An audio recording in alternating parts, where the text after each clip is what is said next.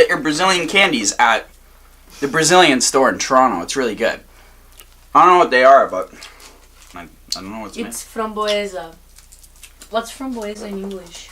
Hey, what's up, guys? Today, we're going to do a reaction video on Blumhouse Productions' video of the sequel of Halloween. I'm so excited. It's one of my all-time favorite franchises. And obviously, you know, slasher genre. It's died for a while since Rob Zombie destroyed it in 2010. I guess you could say that with Halloween 2. So we're going to watch Halloween sequel's trailer, directed, I think written, and executive produced by Danny McBride. Most likely. Could be wrong. You can quote me on that. But we're going to watch it, and guys, I'm so excited. Like, I'm pumped. I've watched it once already, but she hasn't watched, and I can't remember what's in the video because it's probably been a couple hours now. I'm an all-time mega Halloween franchise fan, so this is going to be, you know, it's a big deal to me. It's a big deal, so we're going to see what we can do here. I've waited for him. Okay, let's full screen this. Testing 1, 2, 3. We're here to investigate a patient that killed 3 innocent teenagers on Halloween in 1978. So it looks like they're taking place right after Halloween 1. He was shot by his own psychiatrist and taken into custody that night, and has spent the last 40 years in captivity. Hello, Michael. I have something you might like to see. This is pretty sketchy, though.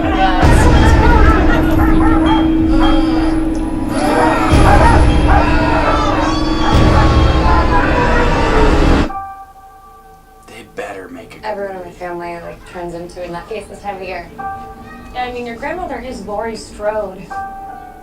She was almost murdered. Wasn't it her brother who murdered all those babysitters? No, it was not her brother. That's something that people made up. Do you know that I pray every night that he would escape? Woo! What the hell did you do that for? So I can kill him.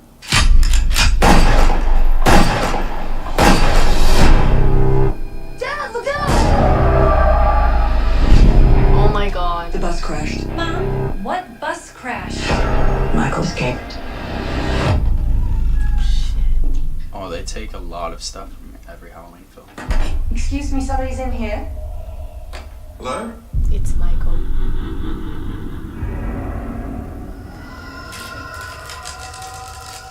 Oh, that's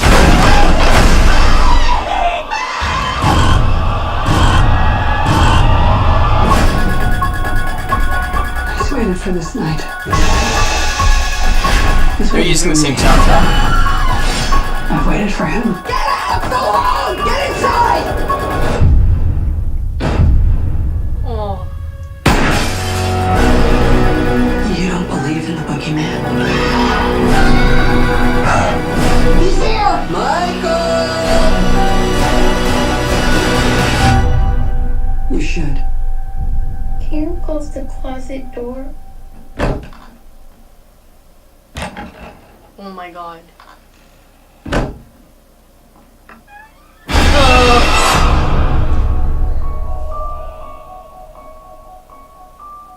When the October 19th.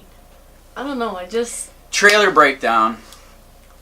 We're gonna do trailer breakdown because honestly, no one knows what they're talking about in any of the other reviews, any of the other reaction videos, because I will tell them that they are not true Halloween fans, or some of them at least aren't. I've been waiting for this sequel forever. Now, given I don't know where the sequel really had taken place, I heard that they were gonna make a sequel, obviously. So let's just look at all the Halloween movies before we get to the trailer breakdown. We have Halloween 1, probably the most notorious, most awesome horror movie ever. Obviously, we know that the mask, the original mask, is obviously a William Shatner Captain Kirk mask that is painted. Like, I'm so excited for this one. But in Halloween 1, I think this movie will take place right after Halloween 1. Because at the very beginning, obviously, of Halloween, or at the very ending of Halloween 1, obviously, Donald Pleasant's character, the psychiatrist, shoots and possibly kills Michael Myers after he falls off the balcony from the residence in which Laurie Strode is babysitting. He falls right off the balcony, falls right on the grass, and then when Donald Pleasance looks, he's gone. That's the end of the movie. Halloween 2 picks up that night and pretty much follows Michael as he's, shot, wounded, and then he tries to find his sister. Then they end up finding his sister he ends up finding Laurie at the hospital, and there's a huge, the movie's pretty much based in the hospital. It has more production value, and I think it came out in 1981, I think like 3 years after the original. And holy, they did a really good job with 2. It's one of my favorite movies of all time. So yeah, there's Halloween 2, or Halloween 1, Halloween 2. They're my favorite movies, back to back. Like, it's honestly, it's great. You have Donald Pleasance that's still in it. Jamie Lee Curtis obviously reprised her role, and she was exactly the same from like the 3 years prior. It looked right the night of, like it was honestly perfect. This movie in particular, though, it says that he's killed 3 teenagers. This looks like as soon as he's shot by the end of the first film, and when he falls off the balcony, that he's probably going to be walking around limped, blah blah blah, and then he'll probably be picked up by the police, and then he's sent to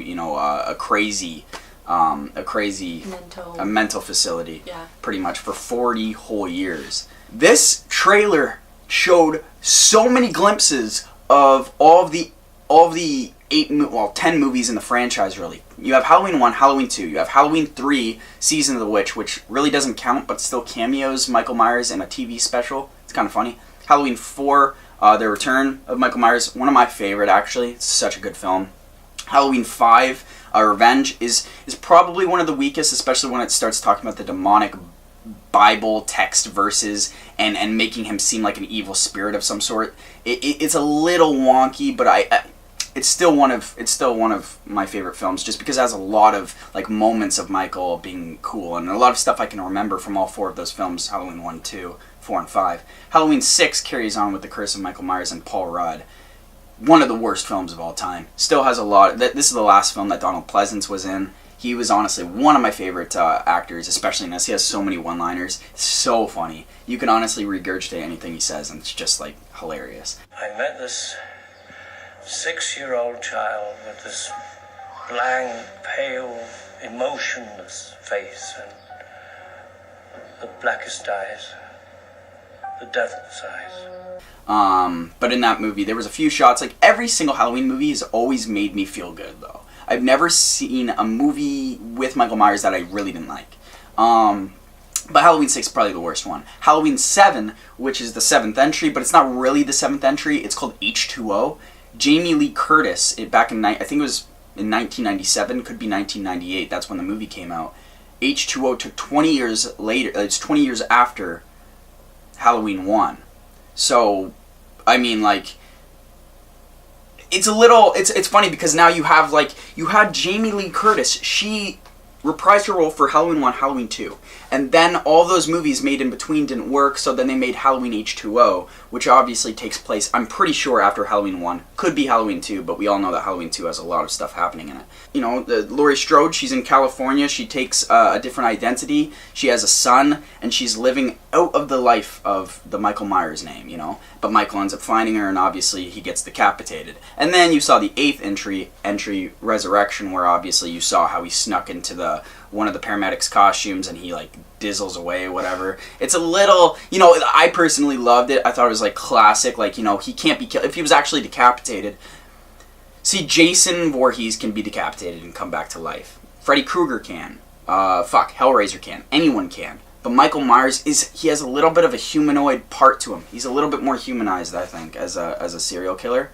And that's why they don't, if he chops off his head, he's dead. So they had to think of something, hey, how do we get him out of that whole mode and make another movie? So Halloween Resurrection, I personally like. I think a lot of people think it's the weakest film just because, he's sitting in a house the whole time. Like, he's in a house the whole time and it's like a reality show. Busta Rhymes is in it. I personally love it. I think it was really well done. Anything with Michael Myers is amazing to me. And then obviously we're familiar with the Rob Zombie remakes. We have Halloween 1, which you liked, right? Like, I think Halloween 1 is like, I thought it was a pretty good film, how it looked like 25 minutes into Michael's backstory as a kid and how he was like I wouldn't say it's generic, but I would say it's predictable. I feel like, troubled kid. Turns into Michael Myers. we get it. Like, you know what I mean? And when he kills his whole family and stuff. I still think it's deep. I think it's cool, and I think it's gut wrenching. Like, it's honestly scary to me. I think like when he slit, we've all seen it though. And then Halloween 2, like the sequel, Rob Zombie's sequel back in 2010, was trash, but still had really good elements.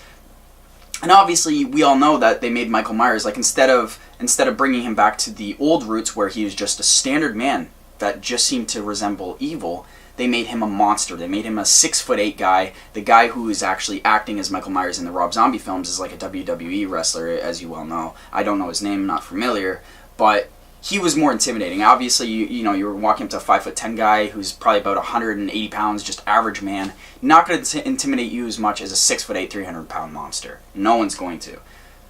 But in this particular film, again, I think directed and written maybe by Danny McBride, as far as I'm concerned. I've seen a few of his videos, and I knew that he loved the first one. He's very culty for the first one. He loves the first Halloween. Now, with Halloween 2, how do you really make it work? Because in Halloween 2, he's in a hospital, he gets shot in the eyes, shot in the chest a bunch of times, stabbed even, and then he's lit on fire and blows up. So how do you really carry on after Halloween 2? You know what I mean? Yeah. So I guess that's why Danny McBride was like, okay, yeah, like, we can't really make a sequel to Halloween 2, even though it's still a really good film. So we're going to probably just do it after the events of Halloween 1. So obviously, at the very beginning, they show that he's probably only killed 3 people. That's not a lot of people. It's just the way he did kill them. It's the way he kills people. You know what I mean? Okay, look, like Jamie Lee Curtis, I feel bad for her because of Halloween 7, like I said. Like, she literally is doing almost the exact same thing as Halloween 7. You know, as H2O in this Halloween sequel. But and you can see in this trailer how many connections they have in the franchise to the other movies. Danny McBride wants to make Michael the same, you can tell, but the ghost thing where he's sitting in the chair, that's in Halloween 1. So this takes 40 years after. Obviously, it's probably going to be in the present day, like as we know today. That's where Michael's going to come up. But back in Halloween 1, we remember the ghost where he puts the sheets over his head, really classic, fucking awesome. You see him sitting in a chair. It might not be him, but it's still a little piece of nostalgia that touches from the first movie. You see how the bus crashes, the mental facility. Now, he's at a mental facility in the first movie, and he breaks out. In this movie, he breaks out again. It's more of a bus crash, but they're wandering, and it looks just like the first movie again, where all the patients are wandering and stuff.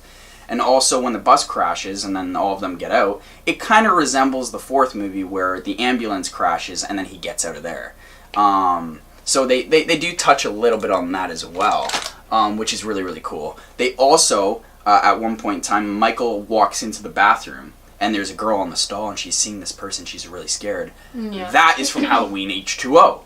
He does the exact same thing. He walks into a washroom, and you can actually, when the girl peeps through the stall's cracks, she sees the mirror, and it reflects off his mask, and you can see how he's looking right dead-eye at her. It's so cool. In this film, he walks in, probably no mask, we don't know yet, and she's sitting there and she's creeping out, and then his hand goes over the stall and drops teeth. Yeah, a bunch of them. A bunch of teeth, and he has a bloody hand, he starts shaking it, and it's crazy. I'm so happy about the mask. The mask is back to normal. Finally, I loved Rob Zombie's masks, personally. The second one kind of sucked because you could see his face, and then he ended up talking. Like when he screamed, "Die!" at the end of Rob Zombie's. I still like the mask. It was torn apart a little bit, but the fact that you could see Michael Myers in that destroyed the purpose. I think his actual human face is not who he is. I think the mask is who he is. You know what I mean? He's unemotional. He's not human. He's more to that. He just symbolizes death. You know what I mean? For me, this mask is way more scarier. You think this mask is scarier? Yeah. Well, it's really like, I don't know. It's really like Michael Myers. You know. Like, you'll see it and you're like, oh yeah, like, he's a serial killer. I think you know what, the slasher genre, like, can this movie bring the slasher genre back? That's what I'm concerned about. Like, will it be able to do it? I don't know, but I think that it'll obviously be able to be a successful movie. I think it's a really, I'm gonna get it on Blu-ray as soon as it comes out, obviously. Like, hey, I love Star Wars, I love that, I love this, I love that, yes, but this is my all-time. Like, I love Halloween. And just, it's the biggest inconsistencies they had with the 10 films, really, was the mask. Halloween 1, was a good mask. Halloween 2, it changed a little bit. Halloween 2, this mask looks like a mix of Halloween 2s and 1s mixed together. It's still dirty and it still has that thing, but it's not like pure white, obviously, because he hasn't had it for a while, so it's actually perfect. It looks like it's aged quite well. Halloween 4, the mask looks bad. Halloween 5, ugh. Halloween 6, like, they have their moments where they're still pretty good masks, but in Halloween 6, he has a whole neck piece, and it looks just awful. Halloween 7, H2O, his mask is so plastic. It's bad, bad, bad, and there's a lot of, like, the eyebrows are just bad, the hair looks bad. And then Halloween 8, I actually really liked his mask in Halloween 8. Halloween 8 was a good movie. And then Rob Zombie's. I liked Rob Zombie's mask. I thought they were pretty good. Obviously, that mask would only fit a giant, though, is what I'm saying. Like, those masks wouldn't fit a 5'10" guy and look normal. It would have to be a guy that's literally almost 7 feet tall. So, this mask, I think, is so appropriate. I think it looks amazing. I don't know, I love every moment in this fucking trailer. Yeah, I think just the points where they connect with all the other movies, like whether it be Jamie Lee Curtis being, a badass again. By the end of, it's just crazy. She's gone through a lot with the Halloween franchise, now that you think about it. I love, at the very beginning, when they're going to the the crazy facility, and they're all outside in the courtyard, and they're all attached to, like, these little weights. Yeah.